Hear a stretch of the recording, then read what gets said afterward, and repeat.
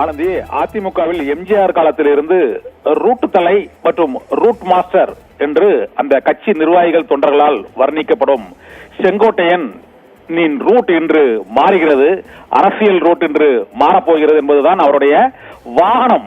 சென்னையில் பல ரூட்களில் பயணித்துக் கொண்டிருப்பதை பார்க்கும்போது தெரிகிறது.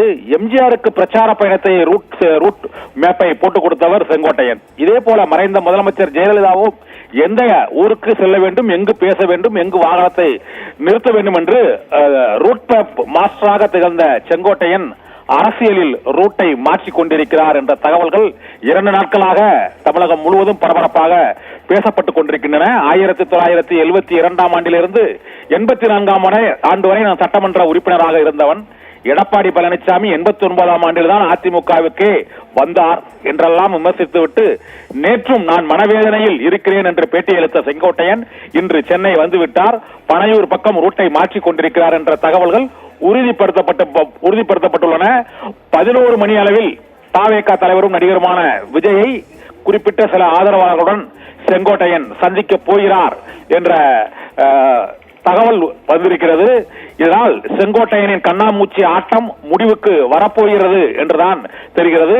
இன்று பிற்பகலில் அவர் தாவேகாவில் இணைய போவதற்கான அந்த அறிவிப்பை வெளியிடுவார் என எதிர்பார்க்கப்படுகிறது. அதிகாரப்பூர்வ அறிவிப்பை நாளை அங்கு அவருடைய ஆதரவாளர்களுடன் வெளிப்படையாக இன்று ரகசிய சந்திப்பு முடிவடைந்தவுடன் நாளை வெளிப்படையான ஊடக சந்திப்போடு அவரது தாவேகாவின் அரசியல் பயணம் தொடரும் என எதிர்பார்க்கப்படுகிறது.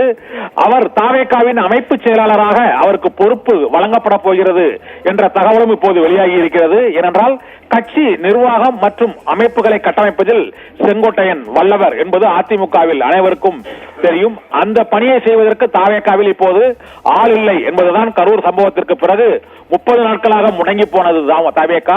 அதனால் இனிமேல் அத்தகைய ஒரு முடக்கம் தாவேகாவில் ஏற்பட்டு விடாத வகையில் ஒரு பழுத்த அரசியல்வாதியாக அவர் விஜய்க்கு செங்கோட்டையன், விஜயகாந்திற்கு பன்ருட்டி ராமச்சந்திரன் இவ்வாறு வழிகாட்டியாக திசை காட்டியாக இருந்தாரோ அதுபோல செங்கோட்டையன் இப்போது விஜய்க்கு ஒரு அரசியல் வழிகாட்டி திசை காட்டியாக ஒரு நிர்வாக அமைப்பு செயலாளராகவும் அவரோடு அவருடைய ஆதரவாளர்கள் கொண்ட ஒரு அமைப்பு செயலாளர் குழு அமைக்கப்படும் என்றும் தகவல்கள் வெளியாகி இருக்கின்றன.